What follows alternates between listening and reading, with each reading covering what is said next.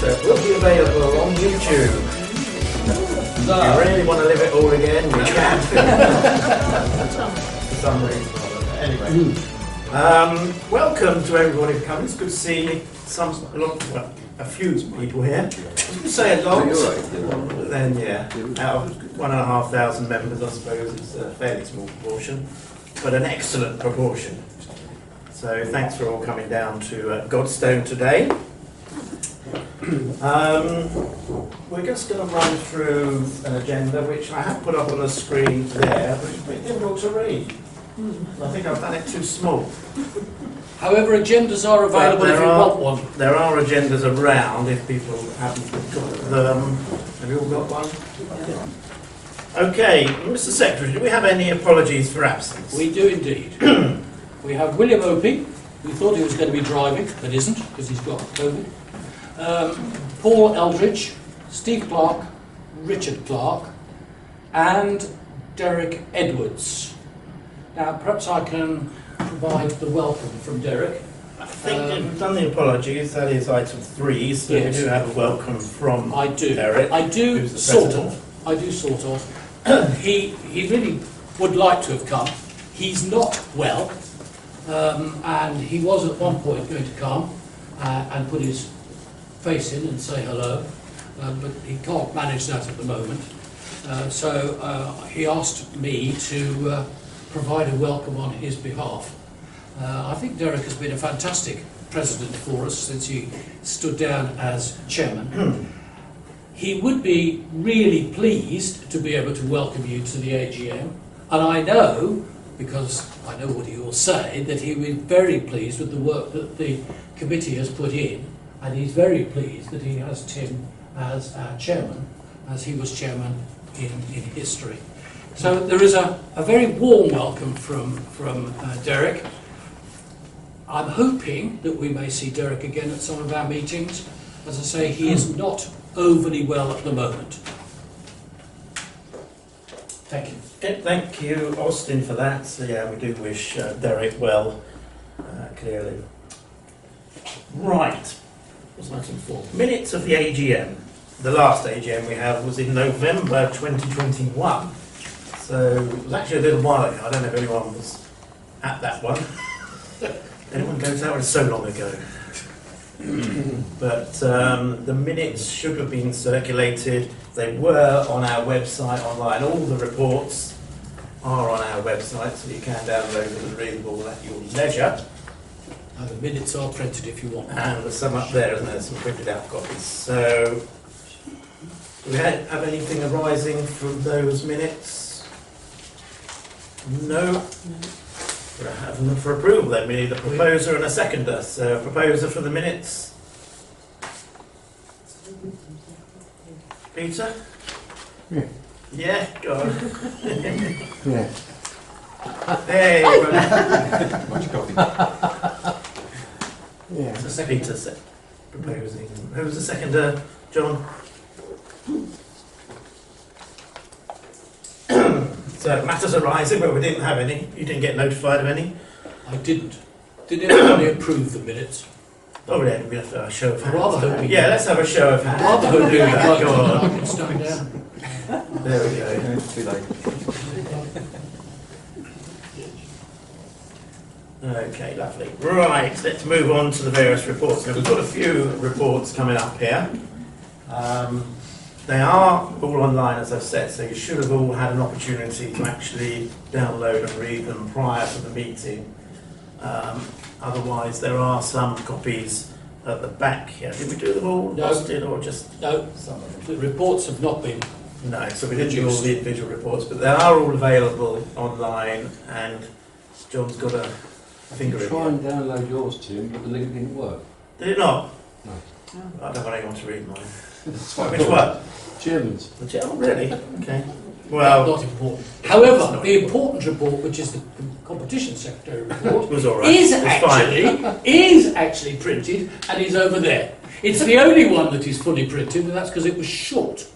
And it had pictures. Did you not print the chairman's one out? Good heavens, no. Did I print the secretary's one out? I don't know. No? No. Terrible. Right. I'm going to read them all out now.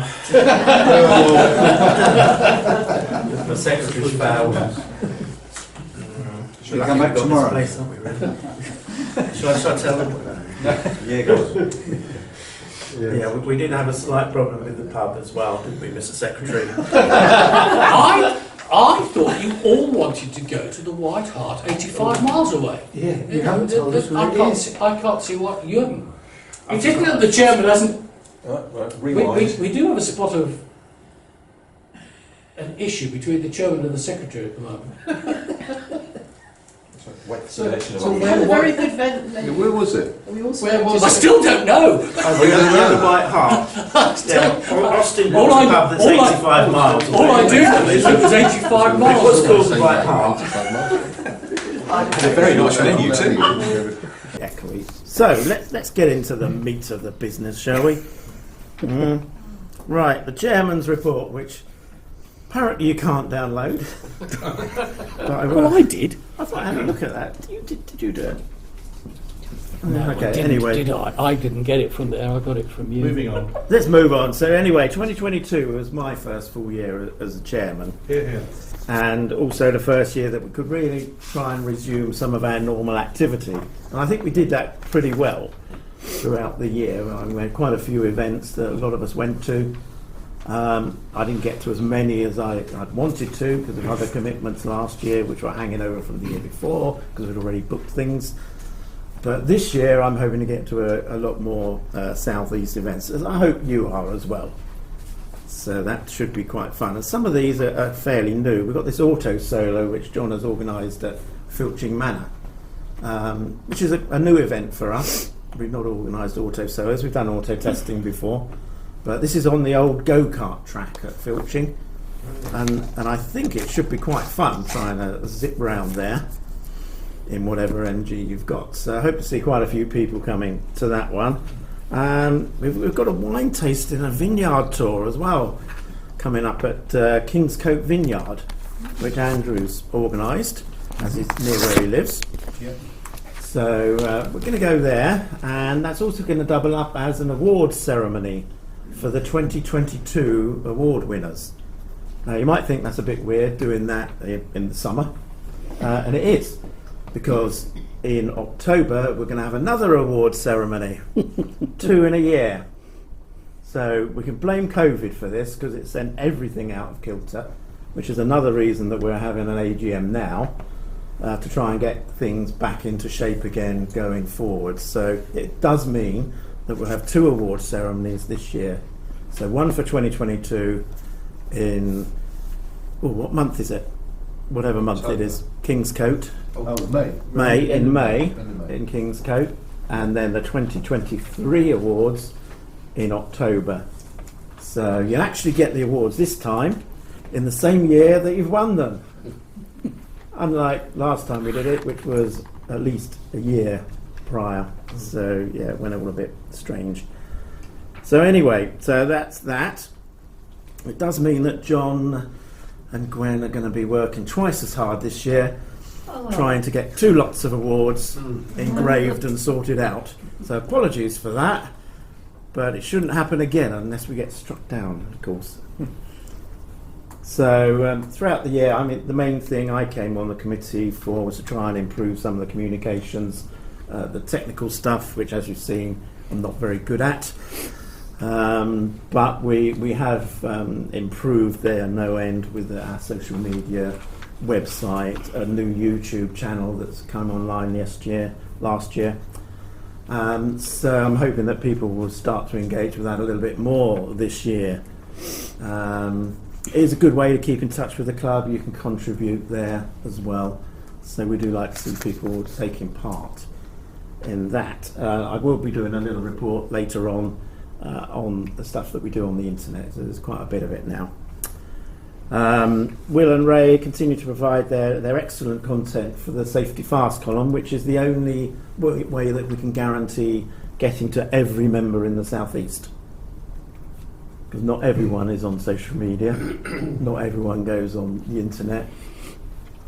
although I think quite a fair proportion do, but not everyone. So that's the only way we get to everyone. And of course there is the email newsletter which goes out quarterly as well to people who we've got email addresses for, which is about 80% of the membership. So again, not everyone will get that. And hopefully people will click through when they receive that email, because it is on a link to it. And we think people might be missing that a little bit. As we'll see that again when we get to my slides on the webmaster bit. Membership did take a little dip in 2022, along with most other car clubs and virtually every region in the MG car club. Club as a whole did drop a little bit last year. I think various reasons from there, which we would all be quite aware of, the cost of living, etc., fuel prices and so on. First thing people chop down is probably extraneous things like club membership. But we're hoping that we can try and improve on that with our improved communications. This year we hope to try and attract some more membership.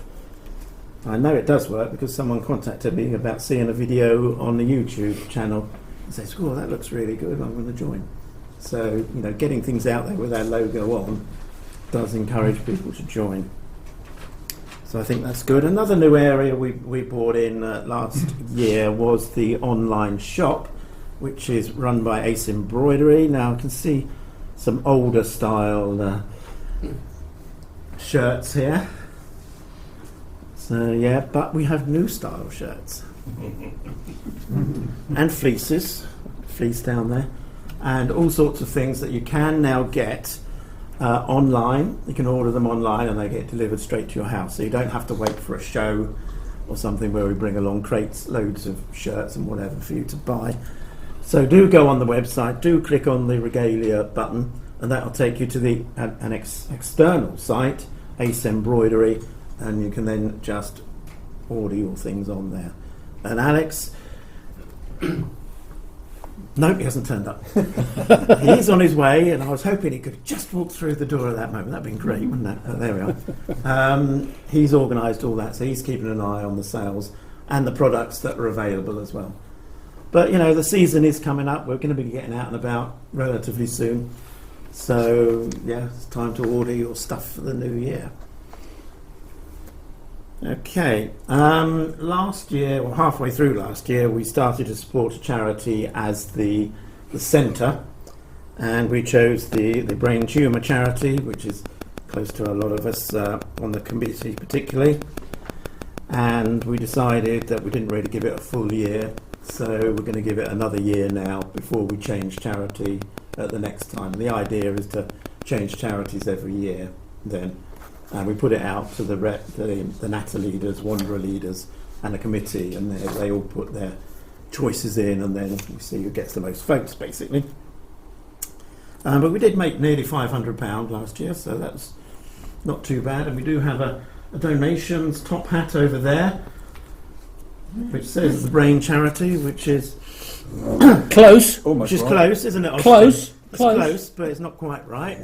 It's the Brain Tumour Charity that we're actually raising money for, but it will go to them. So if you've got a bit of spare change at the end of the AGM, please just pop a bit in there, and we can put it into the Just Giving site, where you can donate online basically for that.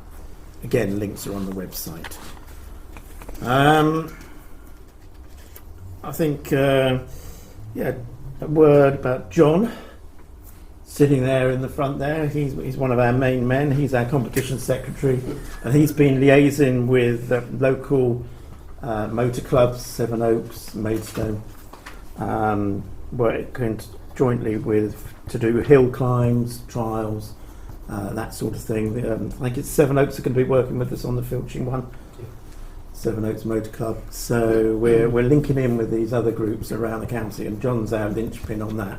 He's also our linchpin into Motorsport UK and the various other motoring groups that are in the southeast, which is important for our club, I think, to keep in touch with the wider competition scene, particularly because we're trying to increase our competitions that we do. So thank you very much, John, for that. Of course, we'll be continuing our range of touring events and original visits, and Andrew's largely responsible for that. So again, thank you, Andrew, for your hard work on that throughout last year. We're looking forward to a centenary event on the Bluebell Railway in July. So, there's Alex. He was a little bit later. I was hoping you'd be a bit earlier, Alex, when I was talking about regalia. Oh, sorry. And I was going to say, Alex, da-da, and then you'd walk in. But hey, never mind. Welcome, come in. Sit yourself down somewhere. I have done your bit. The Bluebell Railway, it's going to be a 100th anniversary event, so that'll be a nice thing. And we're hoping to get a train with a MG100 thing on the front, with any luck. You never know. And of course, this will be leading up to our final MG100 event, which will be in May next year, 2024. Be based at Brooklands with a one-day show at Brooklands and a Saturday road run of some sort and a dinner in the evening. So that will be how we finish off our centenary of MG celebrations. So hopefully people can join us at that one and make it a great event, really. I think it's fair to say that the Natter and Wanderer groups are probably the lifeblood of the centre. They're the ones that are on the ground a lot of the time, mixing with the members, doing local pub meets, local runs, things like that. So they keep the blood flowing through our veins in the centre, whilst the committee may organise the bigger events and things, but it's those local ones. So a big thanks to all the Natter leaders and Wanderer leaders that we have out there. But we have been looking at gaps we have around the centre area, and we're going to hope to try and fill them this year by having some hit and run pub beats in a certain area and inviting people in those areas to come along. So we're going to see what happens with that in the summer, basically. And we might end up by the end of the year with another Natter, you never know. We've had a couple of other improvements throughout the year. You saw the flag probably as you came in.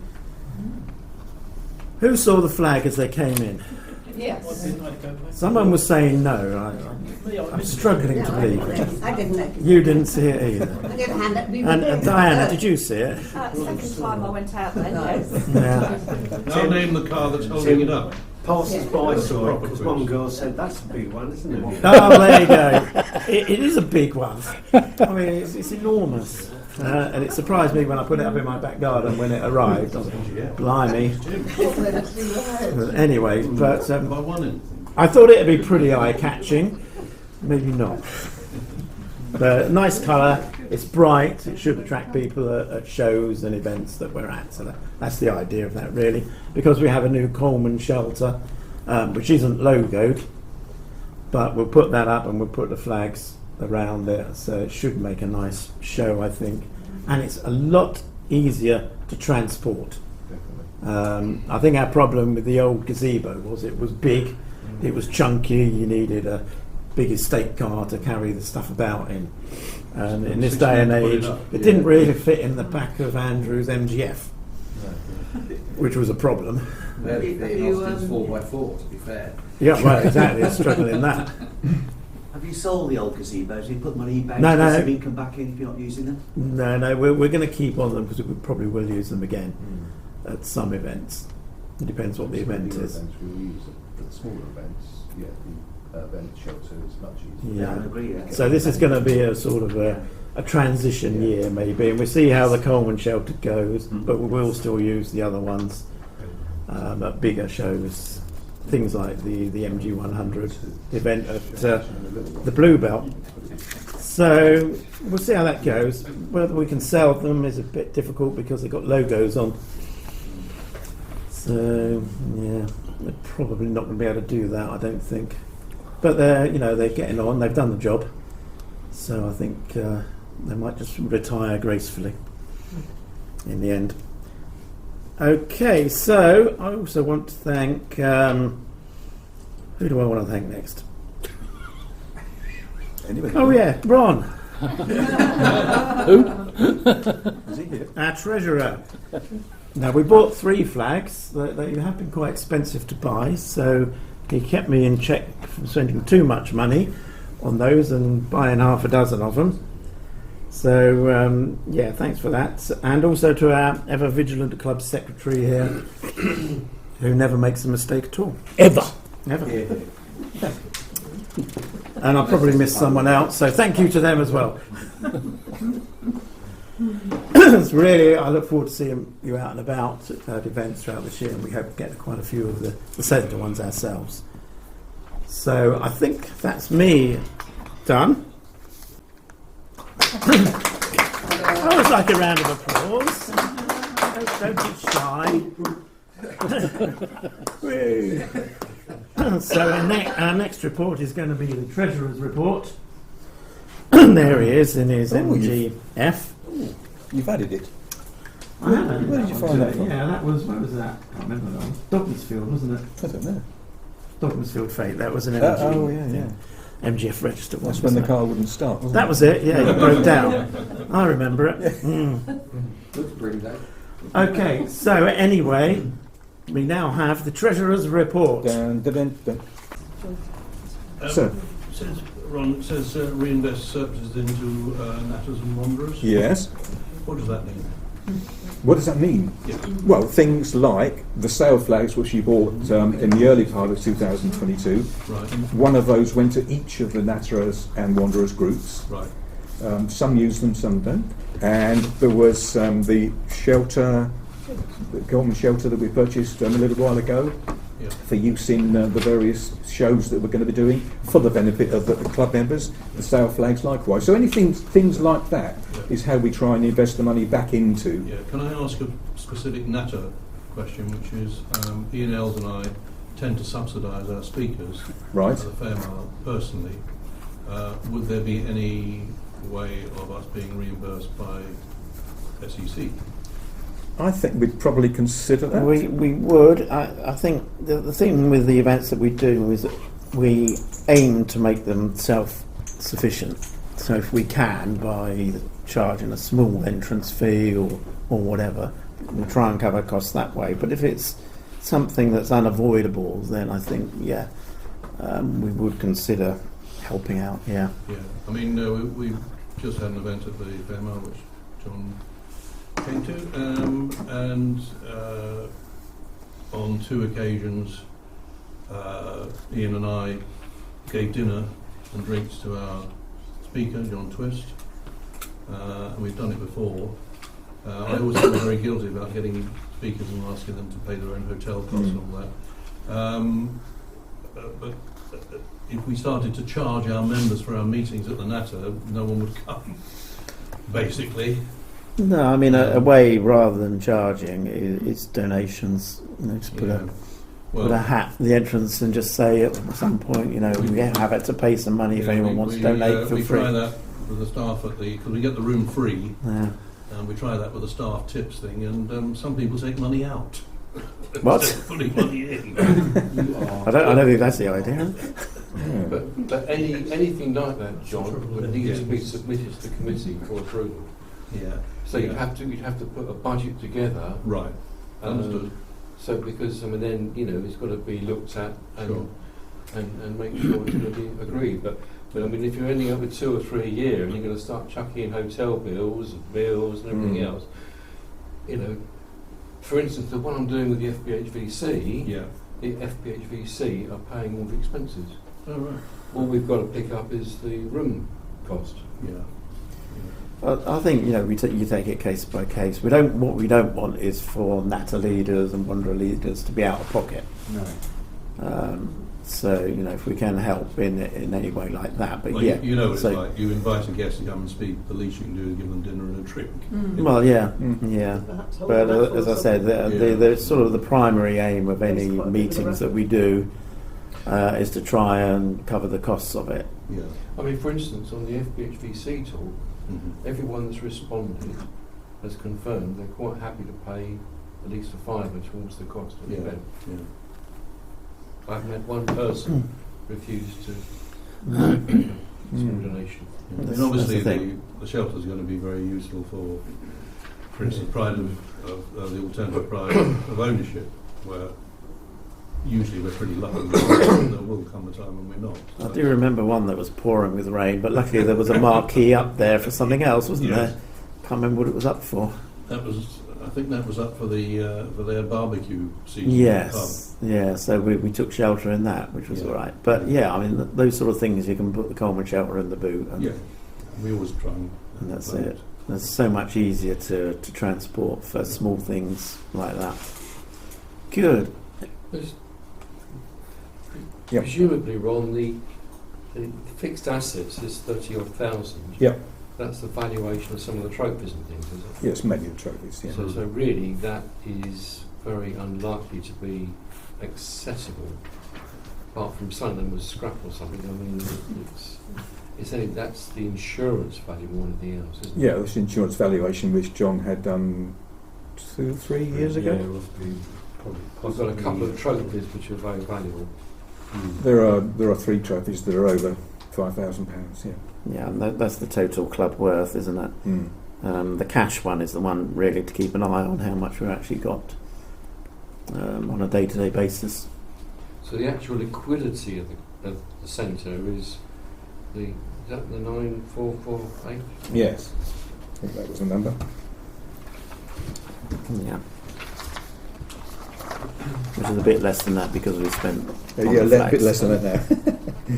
One last little question. With the increase in the interest rates that have suddenly happened, should we be looking to invest some of that money sitting in the bank account? Yeah, it's Because I know it's more difficult for limited companies, Yeah. you don't get some good rate, all societies. but Yeah. you could probably get at the moment probably at least 3.5%, Mm. even for a business type investment. Mm. Yeah, I mean, we do have, associated with the current account on the Barclays account that we run, a savings account, but that was paying 0.01%, which is just No, I mean, ridiculous. you'd be talking about an Aldermore or one of his other, which you know, probably a fixed rate for a year or something. Yeah, And probably worth looking I've into. been looking at it for my own little company from the Okay. point of view of investing. A year ago, it wasn't worth it, Mm. but in the last 6-9 months, the rates have changed considerably. Right, okay. Probably worth looking into. Yeah.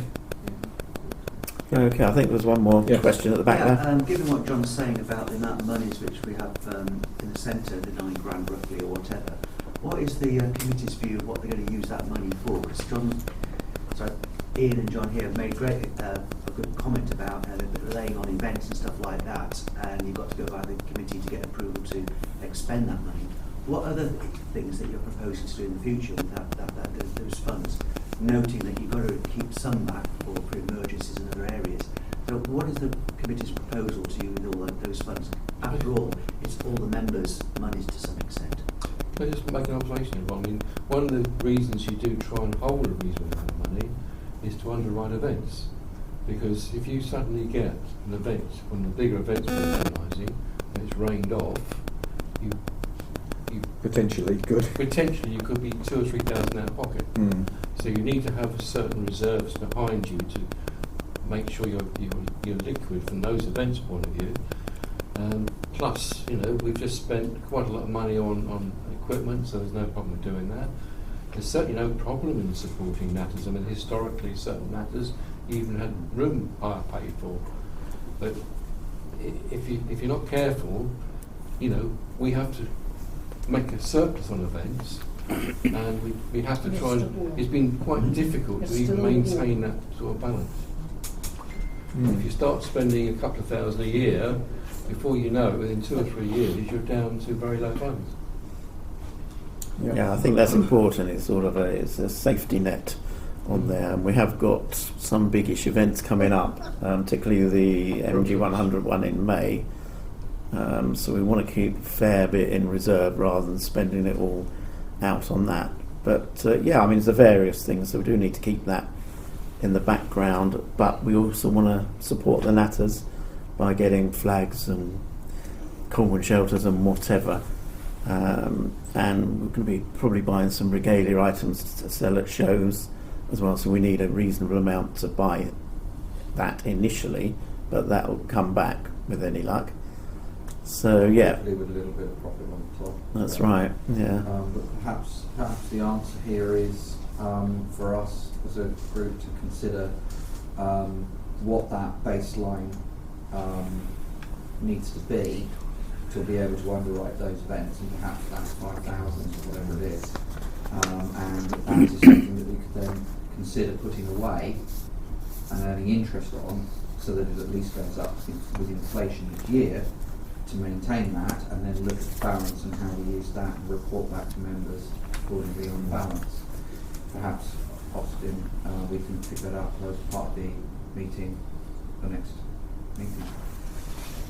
Yeah, I think that's something for the committee to decide on, really, and I think that's a good idea. Yep.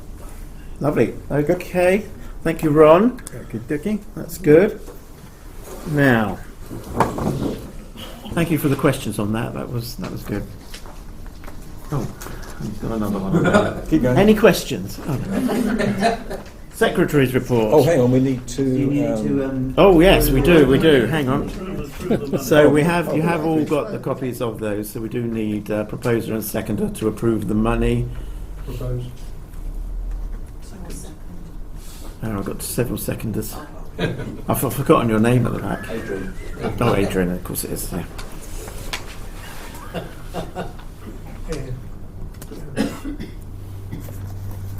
You got that? Yes.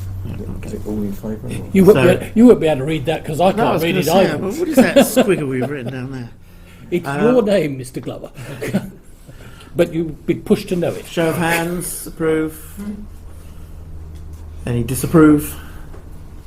Any abstain? Don't try and persuade him.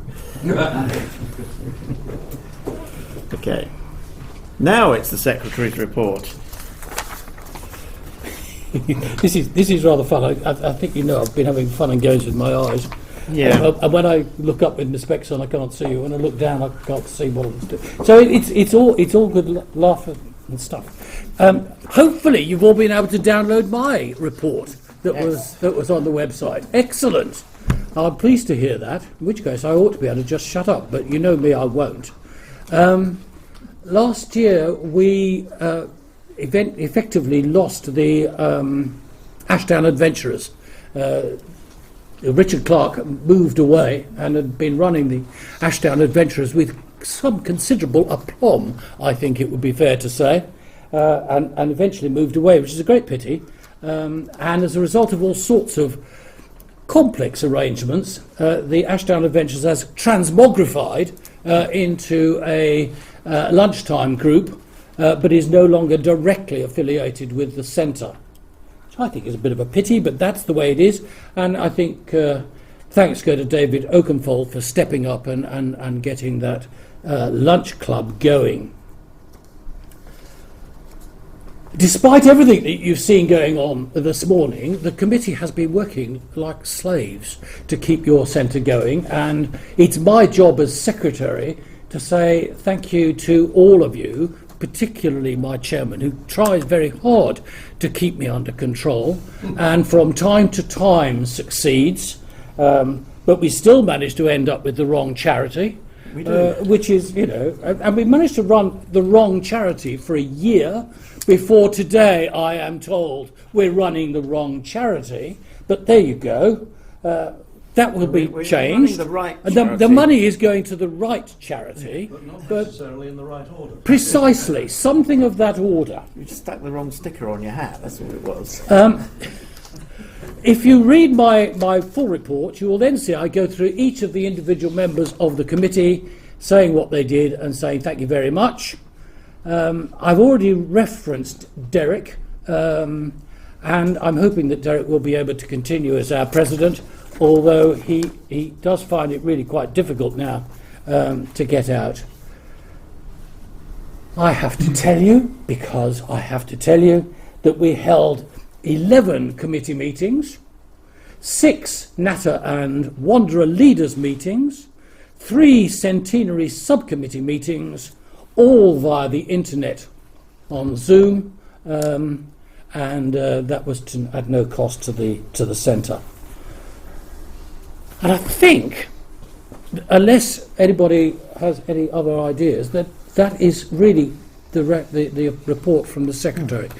Most of the stuff, of course, comes from the Chairman's report. I don't want to go through all that. John, yes? Would it be in order to propose a vote of thanks to the Chairman and the committee amongst the members here? Well, I would have thought it might be, actually. I mean, they're not a bad lot, are they? Peter will second it. Well, thank you very much, John. Show of hands. Show of hands. Show of hands. Who was the seconder? Peter. Peter. Yeah. Thank you, Peter. Thank you, John. Lovely. Well, thank you very much, John, for that. And we move on then. In that case, if you're quite finished. Yeah, he has. My lips are sealed. That was a short one, Austin. It was. That's most Well, unusual. it's all online. I was hoping for sort of a half-hour sit down there, really, but you know. It should be possible to turn up and say all the reports are online. Can we accept them all and go to the away pub? we go. I know, but we've got a later lunch, haven't we? We have. So we've got to spread spin a it bit. out a bit. So we could let's drive move on. 85 miles north. And Well, we could. Item 9 is the Competition Secretary's report. And that's Mr. Morgan. Well, I'm sure you've all read it online. It's all online. But basically, my report summarised the different events we've been involved in. And believe it or not, because the club is affiliated to Motorsport UK, virtually everything we do has to comply with their rules and regulations. Some of it is under what they call a certificate of exemption, which basically means that not all the rules are that onerous, but it provides the public liability insurance. And the public liability insurance for Motorsport UK is 100 million, or it's some crazy figure because of the fact they do all the Formula 1 race meetings. And when I say there's even rules in the Blue Book about signing on for poo and concours and touring assemblies, which is why we do it, basically, because we need a record of who's come along and who's taken part. It's not particularly onerous, so everything we do has to comply with that.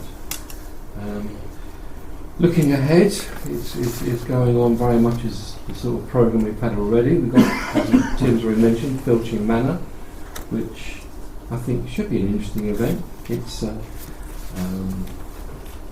anyone can have a go because we classify it as a taster, so even people that aren't car club members can have a go at it. And it's a very easy thing to do. There's a flyer over on the table there, if you've not seen that one. And the other things, we've got the usual little trial, which we do based on Mid-Kent Car Club near Maidstone, and they do some taster auto tests. And we're even now changed the format for the Naviscats, which are also taster events. This is a new clarification that Motorsport UK brought in. Originally, those Naviscats had to be done under a permit, which just meant car club members or affiliated clubs. But they've now permitted, taster event is trying to get more people involved with motorsport, so they're now opening it up to non-members, and by entering the event, non-members become de facto members of the car club for a day only and have to abide by all the club's rules. So there we go, that's a brief summary of what I have to get involved with and make sure all our events meet the rules and regs. And any questions? John? The auto soul, is that at Filching Manor, is that just in your MG or could it be your Rogue or what is it? Can you explain what it is, because I don't really know. An auto solo is, it's similar to, with driving tests, there's two types. You've got auto tests, which are the conventional, where you've got a little course and normally you've got reverse into garages or reverse through gates, whatever. An auto solo is the development of a theme. It's a slightly faster event, it's forward only, and you haven't got to memorise too much of the course because the course is coned out with the other cones giving you directions of which way you have to go. So it's timed, it's forward only, you can have a passenger. Yes, you could do it with a non-MG if your MG, you don't want to drive it fast around the course. We are accepting Seven Oaks Motor Club are going to help support the event, because we probably haven't got enough competitors in our own right from the car club. So I'm hoping to get 15 to 20 car club members and probably up another 20 from Sevenoaks. But yes, if you want to do it in your little Ford Fiesta or whatever you've got as your everyday car, yeah, you can come and do it in that. You'll be in the same class as Sevenoaks cars, which are probably quite competitive. Yeah. But, the MGs, I suspect, are going to be driven a little bit slower than the Sevenoaks cars, but yeah. So will all the classes be as one, or will you? No, the classes I'm expecting are probably going to be like pre-54 to 1980. What I meant was, as the Sevenoaks Car Club will be there, will they have their like awards in there? The MG will have, because obviously you just said they'll probably be a lot better than. We would give out awards on the classes. So. Oh, I see. Yeah, that's how. So it's overall. There's about 7 or 8 classes, because with the modern cars, I've already cut back on the normal classes they do, because they do saloons, estates, hatchbacks, and they go up to 1000cc, 1000 to 1400, 1400 to 2000. I said we haven't got enough entries for that, so I've actually knocked that by half. Yeah. So I think it's up to 1400 it'd be in one class, and then 1400 at 2 litre in another class, and over in a third class. That's for saloons. Well, presumably one could come as a spectator and get an idea of what goes on. Yes, it's not really organised for spectators, but in theory, if there's spectators there, you're meant to have barriers and everything else, and we're not doing that as such. But there's probably You're going to be a marshal. Yeah, you could be a marshal, yeah. Happy. We're looking for marshals and go out on the course and monitor that no one hits a cone, or you want to go see if someone hits a cone, and if they do, just put your flag up or something, and so on. That's all there is to do there. But it's a good idea, a good way of getting an idea of what the day is. There was fencing there, wasn't there, John? There was fencing for the go-kart track. I think it's all been removed. Is that all gone? It's all gone. I mean, there is like an edge boundary fence, but whether you can even get behind it, I don't know. And I think we wouldn't really want people out on the course, because if someone was driving a bit silly and ends up losing it and going to a fence. Whether we can create one down near the bottom of the course, I'm not sure. There's a possibility on that, but again, we haven't really got barriers, and we've got some the old hazard tape, but then you've got to find supports to put it in, and it gets quite complex. Hazard tape doesn't stop a car coming through it. No. I mean, in theory, if there's going to be spectators, you need to have like the crowd barriers you see up in London when there's a demonstration going on with the interlinking freestanding barriers. So that's why it's not being publicised as a.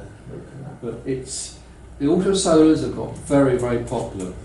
People don't say want to have to look at instructions and try and memorise the instructions, and you can have passengers, whereas for a normal auto test you can't. But for this one, you can have a passenger with you, and you can walk the course beforehand and so on. There's about 4 different arrangements, although one is just reverse of the previous one, and you get 3 goes at it, and the best 2 times count. Thank you. Trialling is another easy one, and you've probably seen some of the slides up there I've had running around. We just literally, it's just up a muddy, slippery slope, and I've done it in my TC. Will Opie's done it in his what's he got? NA, I think it is, or NB. He's done it in that. We've had a couple other types doing it. You don't damage the car because you're not driving that fast. You might spin the wheels a bit, get a bit of mud underneath it, but that doesn't take much to wash off. But if anyone wants to know anything more about them, you've got my number, drop me an email, and so on. Okay, thank you. Thank you, John. Did you want to make a comment? Well, just to say that John's report is actually on in its completeness on the board, and there's also a small thing on filching, and there's one of my photographs of a bit of the track. So you can see a little bit of the track, and you see what sort of style. It's all over there. And I also put the regulations for the auto solo over there as well. So if you want to get a bit more information, it is over there. If you Go-kart search. tracks are a little bit unusual for this sort of event. Yeah. But it's actually quite a lot wider than you first think, because if you think of a go-kart race, you've probably got 7 or 8 go-karts going around it. It's a relatively wide track. Normally with auto solos, they use big tarmac car parks and just put cones out. So with the fact it's almost like a mini road system, apart from having the cones, you've also got just follow the road almost. Yeah. Yeah. Different routes you've got. Yeah. You can only see a bit of it on there, but it's there. Yeah, should be fun, I think. Good. Well, thank you very much. And we move on to the event secretary's report. There we go. Yeah, we're going to get you involved in this, Andrew. That is the Coleman shelter there on its first outing, by the way, at Belmont. No, I mean, that's, as we mentioned earlier, that's been a great help actually. I mean, we've only done one event with that so far, but hopefully going forward we'll do some more events with that. And as I said, it fits in the boot of my MGFs, and I think you get a couple of chairs in there as well. So for some of the smaller events, it's been good. I would say, you read the report I put together. I mean, this last year, as Tim said, things doing a lot more events going forward. We're back to normal now. And next year we've got a few more. This year, rather, we've got a few more events coming on stream as well. It's nice. I mean, the one we're kicking off with on the 23rd of April is Luddingstone Castle. If you remember, we went to Luddingstone Castle September last year, the year before. And it was quite nice actually, because as I said, some of these events, the National Trust we're finding at the moment, they don't actually want us there anymore. So it's actually quite nice to go to a venue where they actually appreciate you a bit more. And I mean, Luddingstone Castle, they couldn't do enough for us. I mean, the couple there, they were so pleased to see us and everything. And I mean, the price we've got there is a very good price. We're only charging, I think this year for a car, for the house and gardens, only £15, which is good, because they're giving us a very good price. And we added a few pounds on for our event, and it's good. We're National Trust, and a lot of these either they don't want you or they want quite a lot of money. But what else can I say? I also say it's a lot easier as well, this online thing we're doing this going forward now, where before we used to take the money on the day. To actually sort of do it all online. 2 advantages: A, we didn't have to collect money on the day, and we had money going everywhere. I think Lewis, my son, remembers when we Holds and Lacey, we keep the tin everywhere, and the money went everywhere, and we lost tickets and all sorts of things. But having it all online makes our life a lot easier. I was a bit sceptical to start with, but it's actually working well, and that's with the help of Tim and Ron. And also John as well, to get all the paperwork and everything else like that together. So that's made, and you can actually spend a bit more time than on the day in the event. Even us, we like enjoying the event, so we can actually do a lot more to help and assist other people and stuff like that. So that's very good. What else? I think that's about it really. As I said, we've got quite a few events. I mean, the ones we've got this year, which I've been sort of helping with, is as I said, Luddingstone's on the 23rd of April. We've got the one at Kingscote, which is in May. I think that's isn't it the 21st of May? Is that the vineyard? Yes, yeah. It's on my doorstep. It's very good. It's different. It's a new venue. And again, those 2 events alone, they're different. They're the ones we haven't done before. Okay, we've done Luddingstone before, but they're as I said, with the National Trust, with all their £1 billion in their coffers and everything, some of these other ones are actually a bit more deserved of our support, and they actually appreciate you more, and I think we get a bit more out of it if we go to some of these events. And it's always appreciative, any of you, if you can suggest anything near you, because, as I said, we have our meetings every month, and it really is sometimes a sort of a scratch in the head decision of where to go, somewhere different, somewhere we haven't been before, and to try to cover everybody, different areas, and try to please everybody. We've done quite a lot of events over Kent Way, trying to bring them back in a bit more central now. But it's trying to think of places. As if Pulse and Lacey we went to quite a bit, but as we tried to Pulse and Lacey this last year, they don't want us there now. I don't know if some National Trust policy there that they don't want car events there. I don't know, but we're having to sort of think of other venues and other events to go to. But we've got those 2. Then we've got Bluebell in July, sorry. And before that we've got Heaver in June. And then we've also got our last one, which is the autumn event. We've got that at Penshurst this year. So again, all non-National Trust and all the other stuff, and it's more independent. So we've got a few other smattering of events in between as well. So promises to be quite a good year this year. Any questions? Yes. The Alternative Pride of Ownership Round 2 is in twice on here. Do we know which date it is? Okay, lovely. Thank you, Andrew. Unless there's any more questions. No. Next one was the scribes report. Now we haven't got any scribes here, so I don't know. We won't read it out, will we? I don't think. So I think we might skip that. Basically, is Will and Ray, our Safety Fast scribe and newsletter editors. So I'm sure they'll say for the newsletter particularly, all contributions are welcome.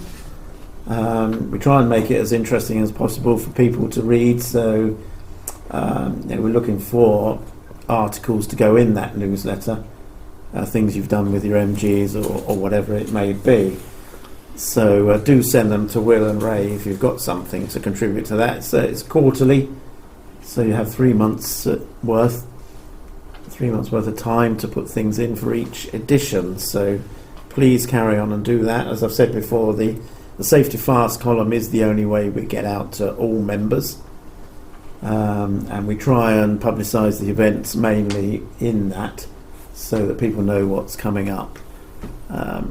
So that's the general idea there, and they're quite happy at the moment to carry on, but I do hear that William has COVID, so he's been out of action at the moment, which is a shame.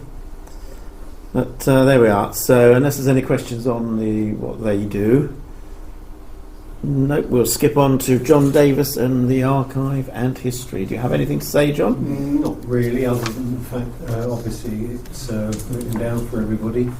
It was interesting to get the late Graham White's collection of MG memorabilia, he being in the Kent area. There were some very interesting programmes relating to grass track racing for motorbikes in this part of the world, going back to the 1950s, which were presented to Brooklands. There were also MGTD workshop manual details, which again passed in that direction. The other thing that I mentioned that was could well be of interest is the fact that, and this is where the web comes in, Mick Breer, who is a South East member, and myself spent a lot of time trying to find Mick a suitable Mgccse GT. It's amazing what's out there. It's amazing what some people's idea of good condition is. We've all heard this before. Even came across one of the original Downton cars, which was part of the Pearl Glen collection, but it had unfortunately been or had restoration work done within the last 3 or 4 years to a very poor quality. The family selling it would not budge on price, so Mick basically in his way told them they knew what they could do with it. He did find one in Scotland in the end, which he's now in the process of having upgraded at the village garage, together with certain guidance from Vic Young. So it proved a satisfactory exercise. The only other thing worth mentioning, and I'm sure everybody spotted this if they read Safety Fast, is probably one of the latest MGB books that's come out, the superlative MGB, which has got information in there that we've not seen elsewhere. Well worth buying. We got ours on Amazon, not through the club, I must admit. So did I. Yes. It does make a slight difference on price, but that's really about all I can say, unless anybody's got any particular questions. Anybody wants another Mgccse GT, we could do the exercise all over again.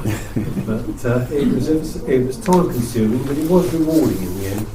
But it was amazing what is out there. Certainly. Well, a big thank you, John. Any questions for John? How many Mgccse GTs are there? Were made? About 4,500 GTs, a similar number of roasters, wasn't it, John? Yeah. Just over 9,000 in total. Altogether. Yeah. But the survival rate, relatively speaking, is pretty high. Yeah. You know that Mick was interested in a former police car. I wonder why. I wonder why. Yeah. Yeah, it's a genuine police car, but no, that one was a bit iffy. As he said, if you get the car at the right money, you can afford to take it on board, but where they want top whack for other than the sort of condition you'd expect to pay in that, it's not worth it. Lovely. Okay, thanks very much. Now, next one. What's the time going? Let's have a look. Oh, it's not too bad, is it? Lunch is not ready yet. No, you've got time. No, as we've got a bit of time, haven't we? So, webmaster report, which is me again, and there we are with my GT, which you don't see too often, but there we are, me and Liz in our matching LE regalia. That was a while ago, I think. Anyway, we're much younger then. Yeah, here we go. So, South East Centre Online. Back in 2021, the Centre did have social media. It had Facebook and Twitter and a website that was being run. There was not too much going on it, so it needed a bit of a revamp and a bit of a kick, really. So that was my job, really, when I came in the first place, with John Gallup initially helped out as well. So one of our first things we did was to set up a Instagram page, which we never had before, and that's running relatively successfully now. We'll see that in a minute. Revamped the whole website as well, and rejigged all that. So there's a fair bit of work involved in doing that. We still had the Facebook, we still had the Twitter. We introduced MailChimp, so we have the monkey there now, which sends out our email newsletters to members. And last year we introduced a YouTube channel. So our internet presence is quite extensive, as you can see there. So we do a lot of things on there now, which we weren't doing a couple of years ago. So the idea of that is to try and engage the members a bit more in what we're actually doing within the club and try and get them more involved. And the secondary aspect of that is advertising. If we can show that we're a club and we're active, we're busy, we're doing things, that will hopefully encourage more members to actually join us and come along to our things, which is the aim really of the South East Centre. So let's just have a quick look at some of the aspects of that. That's the main website, and we can see how it went. Actually in 2018 it was quite a good viewership on there. They did go down, but then we built it up gradually again until last year we had our record year with 12,690 visits to it. So that's an increase of some 7% on the year before. So we hope that that growth will continue throughout this year. So, if we get another 7% growth on that, that'll push us even higher, so that'd be good. It looks like it's going to do that, because in January this year we had over 1,000 views already. So, and that's a quiet season basically for views on the website, and it gets busier in the summer. So, fingers crossed on that one. Most of our hits are coming in via searches on Google, and then Facebook. They're finding us on Facebook and clicking through to the website as well. And the MG Car Club joins in on that as well, because there are links from the MG Car Club website and Facebook things, and we post things on there that link, all links together. Whole idea of the internet, I guess, isn't it? All links. So yeah, the MG Car Club main page is our third highest referrer. As to the sort of the posts that we put on, we try and put posts on as regularly. All the event details go on there. We do event reports as well afterwards, so you can read about what you've missed. Again, dual purpose on that. Yeah, you can read about what you missed, but it's also good advertising about what the club is doing. So people might read that and think, oh, that's good, I'm going to join. So we're quite pleased with the way that's going. Continuing to populate the site as we go through this year, perhaps adding some more article type pages to it, to give it a little bit more general interest to the site as a whole, rather than just being a receptacle for the events and natter information. So try and expand that a little bit. So yeah, quite pleased with that. Go, that's the Facebook.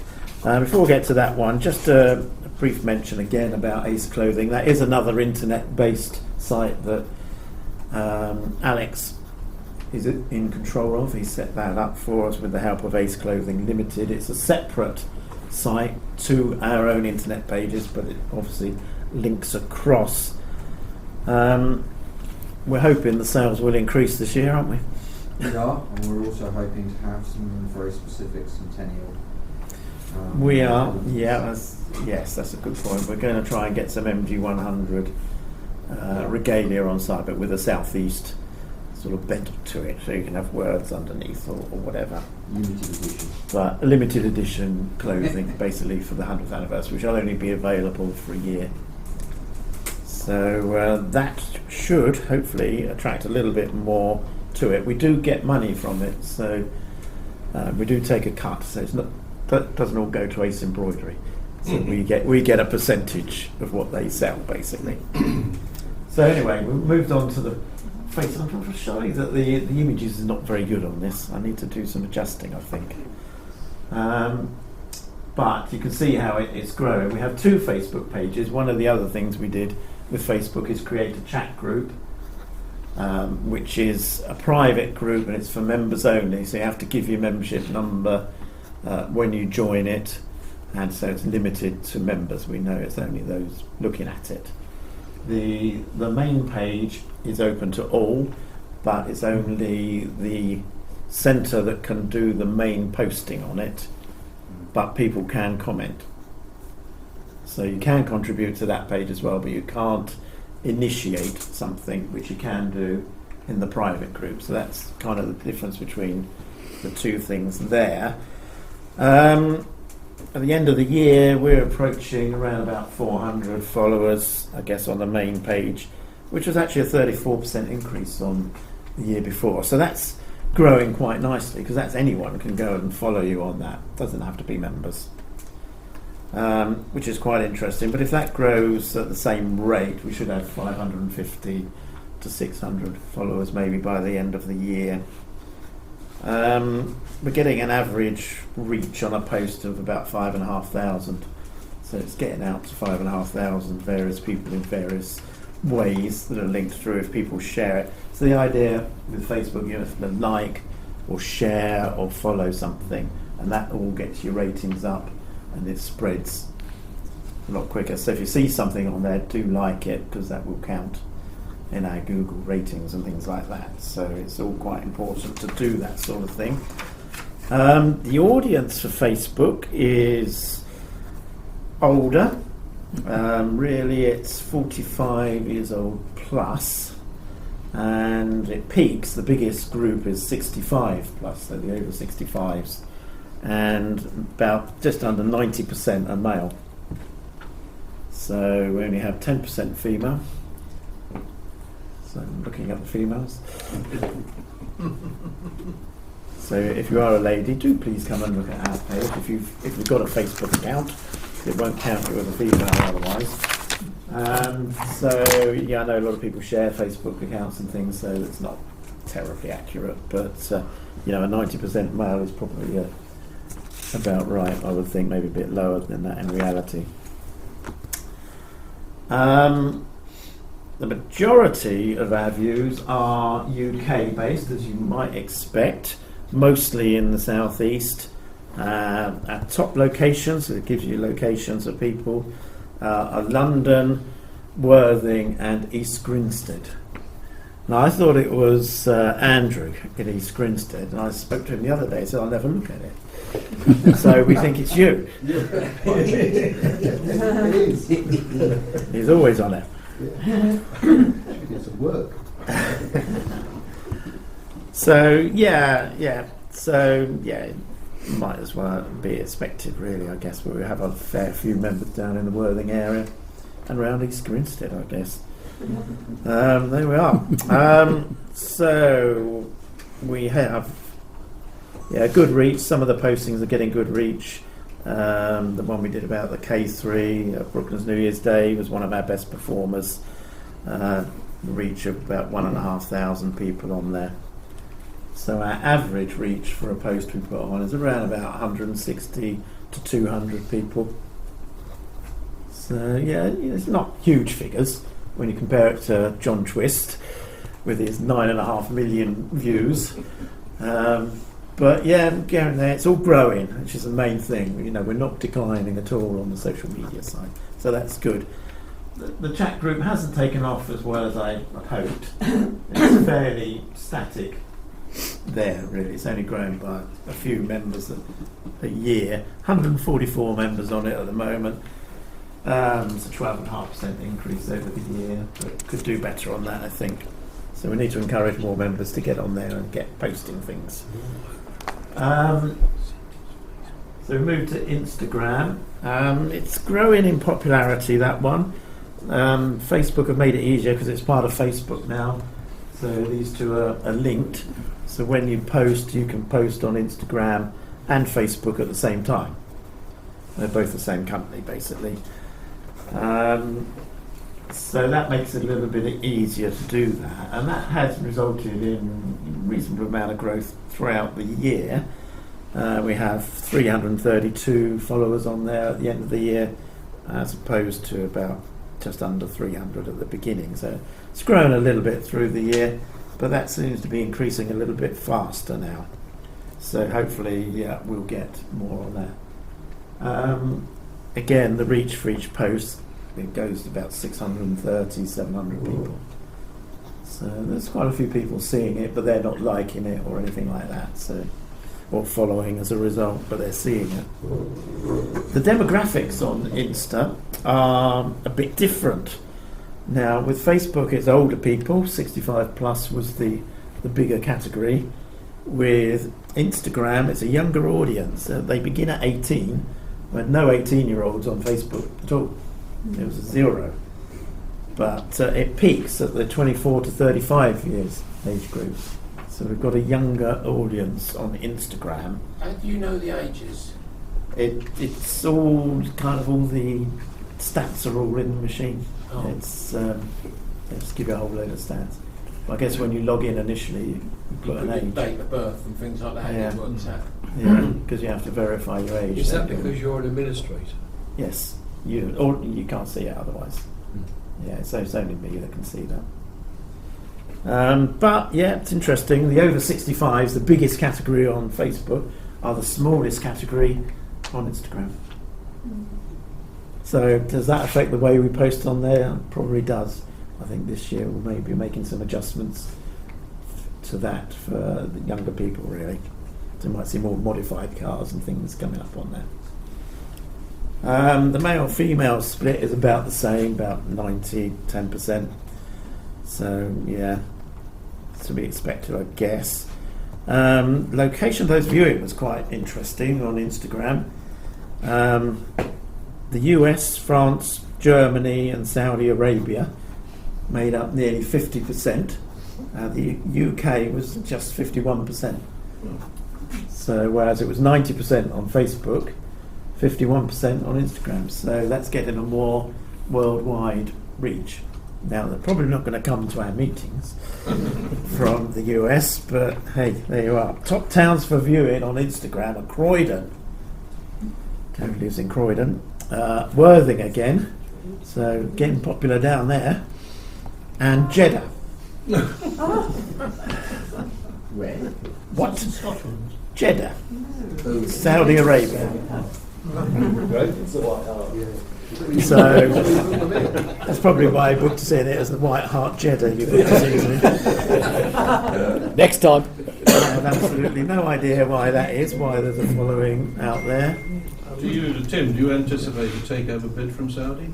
Well, you never know, do you? Yeah, I think we should hold a meeting there, though, don't you? It will be, yeah. Okay. So there we are, guys. It's different. So we've got a different audience on there, basically, which is what we're getting to. So we can try and perhaps tailor some content for younger people. Perhaps put a picture of MG in the desert or something. I don't know. Okay, so let's move on. Oh, the same one. Where are we now? Yes, we're on to the YouTube channel. Which that is an image of the front page of the YouTube channel. And that has been one of the successes. We started that in May last year. And by the end of the year, we'd got 11,018 views on YouTube. So people have viewed our videos 11,018 times. And about 600 hours of view time. So people are not just sort of clicking on for a minute and disappearing. They are watching the videos, or some of them anyway. Now we've got about 100 subscribers on it. At the end of the year, it was around about 80 odd. So it's going up fairly rapidly again. And subscribers are important again to the algorithms for YouTube. So the more subscribers we get, the more it gets spread out to people that might be interested. So it's important that if you do go and view a video on our channel, John's ones have been quite popular on there with his magnets. So yeah, just like it, subscribe to it if you can, so we get spread them out a bit more. They're all branded, so people will know at the end there is a sort of a little join the MG Card Club type thing. There's about 40 videos on there now, mostly original content. Most of it's been done by me with my Oppo Mark Jarman from Brooklyn's Members TV. And we've been selecting the MG relevant bits out of some of the Brooklands stuff that we do together. So that's quite a good source of videos. But we could do with a few more. So if people are taking videos of events of MG related things to the southeast, then we can host them onto the site. Even if it's only a few clips of something or other, we can put it together and make a little 2 or 3 minute video or something. So quite happy to do that. John's sent us one of the Edinburgh trials, which I thought was in Edinburgh, but wasn't apparently. So we had to change that. But yeah, so things like that are quite good. We had some, I think Ian sent us some stuff on auto testing at Malvern. So anything to do with MGs is quite good, as long as it's done by a Southeast member. We've got to have some sort of connection to it, really. So yeah, that's going to grow and grow, I think, throughout this year, and we'll have hopefully double the views on it by the end of the year if it goes at a similar rate. So let's move to where are we moving to? MailChimp. Tim, can I stop you there? Yes. If we want to do videos, the stuff on a phone, is that adequate? Yep. Yeah, that's another internet-based thing. We use it for emailing the newsletters out. We use it for emailing details of events in between the newsletters. So it's a way for us to get to, again, the majority of the membership. So that should be quite good. We send out that amount of emails. So we have about 1,117, I suppose, email subscribers now. That's not right. So that's the membership, the top one, the blue one. That's how many members we've got. The orangey one is how many emails we send out. So about 80% or so of them, really. And then the next one down is how many people actually open those emails when they get to it. So, you're getting a fair percentage as we're going on through the various things. It's all about the same though, it doesn't vary too much. So, yeah, 2/3 are opening the emails, I guess, when they get them. It's not all that accurate, but it is an indication. Some browsers, they won't record. So if you don't open the email fully, it doesn't record anyway. But then that's a negative thing anyway. But around 62% get emailed on average, are opened in a year. and then a further about 40% or so actually click through to the newsletter. So I haven't included that one on here, but that's a bit lower. So the newsletter is getting out to around about 25-30% of the main membership, which you might think is not too much really. It'd be nice for people to open it and have a look at it, because there's a lot of work goes into that newsletter from Ray and Will. So it would be nice for a few more people to actually open it up and look at it. But it is available in other ways. Some of the NATA leaders send it round in their email circulations as well. It's on the website, so you can just click direct onto it if you wanted. Perhaps people are doing that, I don't know. It's hard to say. But we'll keep on with that one. Oh, what was that? That was it. You can't even see that, can you? Really? Oh, YouTube. Yeah, I've got this all a bit mixed up, haven't I? That was the YouTube one. The other one was Twitter. Twitter has not been doing that well, really. We've got about 77 followers on it, which is quite low. Hasn't really increased much. We had 71 at the beginning of the year. Do we keep on going with it? Yeah, maybe post a little bit more on it, but we've not got a lot of interaction on Twitter, so the Twitter sphere does not like us very much by the look. Our members don't really get on it, that's what it's telling us. So but they are on Insta and they are on Facebook, so we'll concentrate really on those two. So that's all the various ways that we actually communicate with the members. Quite a few of them. There we go. The MG Car Club, of course, also communicates. They send out regular emails. They've got the website as well. And as we're part of the main club, that all counts towards our communications with the members. And then we've got personal contact at the NASAs and Wanderers meetings, and come down to that level there. So personal contact is important to keep our groups running. But yeah, 11 different ways we communicate with people, which I think is quite a lot, really. So I can't see how we can increase that, really, other than the ones we've got going now. We don't really want to go on TikTok or those sort of things, because that's not our audience, basically. You know, teenagers are not our audience in the MG Car Club. But I think, you know, the youngest we'll go is the Instagram crowd. You seem to quite like our postings on there.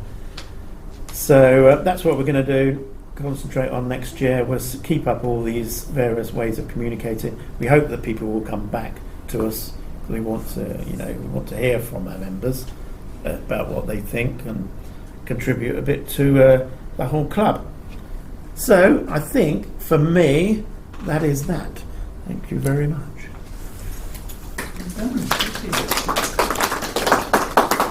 Now, we have already talked about events, haven't we? So the next thing was programme for 2023. But did you want to say something on that, Austin? Well, I don't think we've put it out. We've corrected one mistake already. There are some copies. The only thing I would say is there's one or two NATA things got into the programme, but sometimes your local NATA does organise extra items. So it's worth making sure you're on the email circulation list for your local NATA. I've put one or two bits in the programme for the sportsmen. One or two bits do go on at the Fair Mile. Certainly the NATAs in Kent do quite a lot, which we don't necessarily hear about. Yes, I think that's right. The only other thing I would like just to publicise, Austin, is I've mentioned the Auto Solo, which there is a leaflet over here. We've also got the FBHVC talk coming up. So I would like, I've had lists of people that want to go to that, but I just need confirmation if anyone wants to go for that date. It should be a very interesting and enlightening evening. You're looking for expressions of interest in that, aren't you? Yeah, I should go back to all the people that have already contacted me and just say this is the date, please reconfirm. But obviously that only went so far, and I want to sort of widen it up a bit more now. We need to get numbers so I can confirm the room we want to use. Programme is being finalised before it goes to print. And Tim has got that a fair way down the track, I think, now.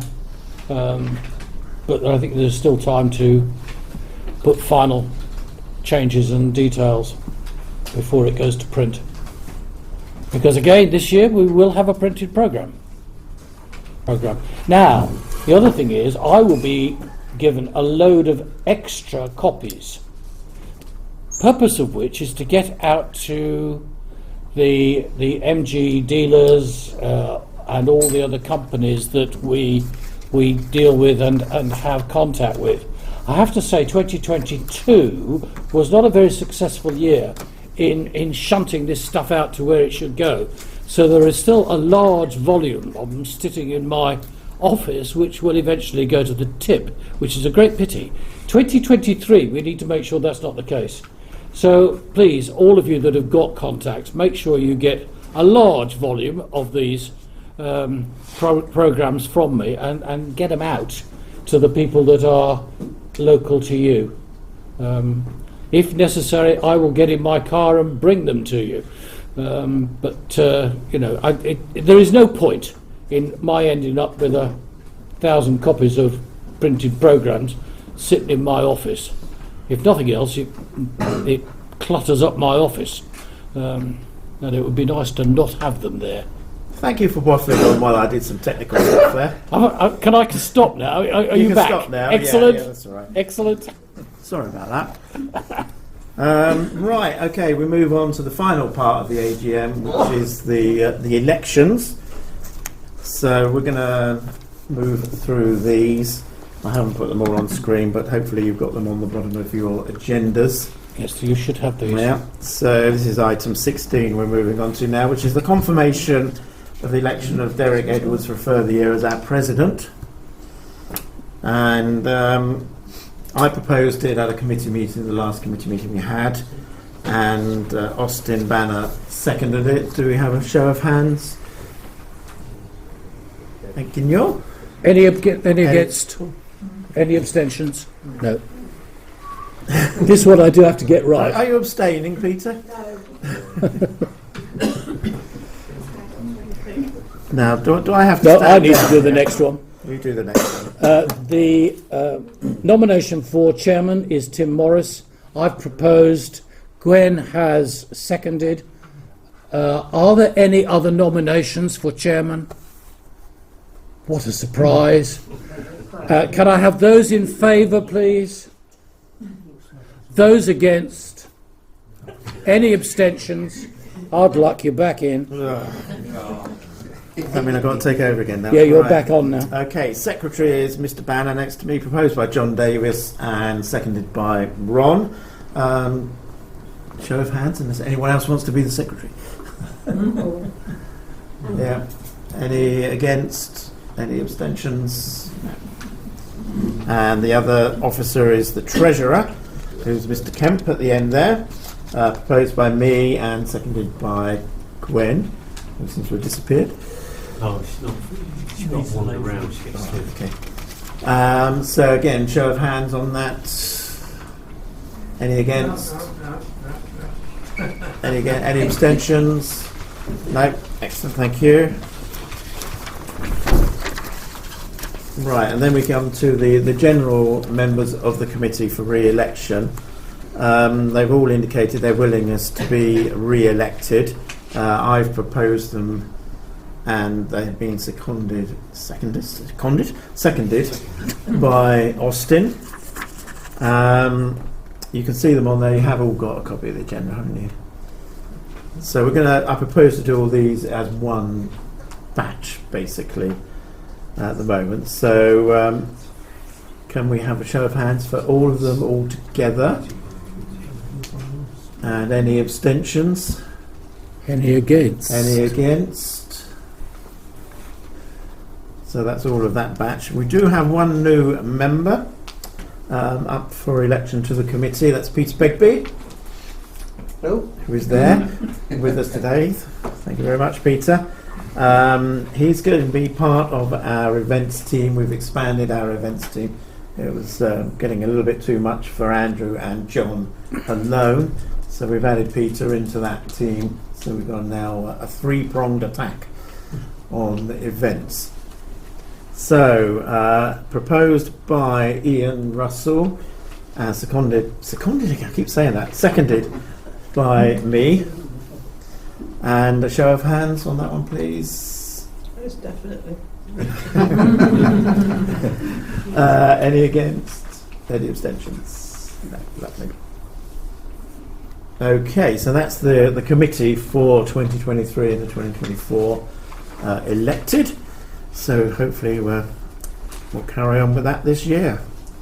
Item 19, any other business previously notified to the Secretary?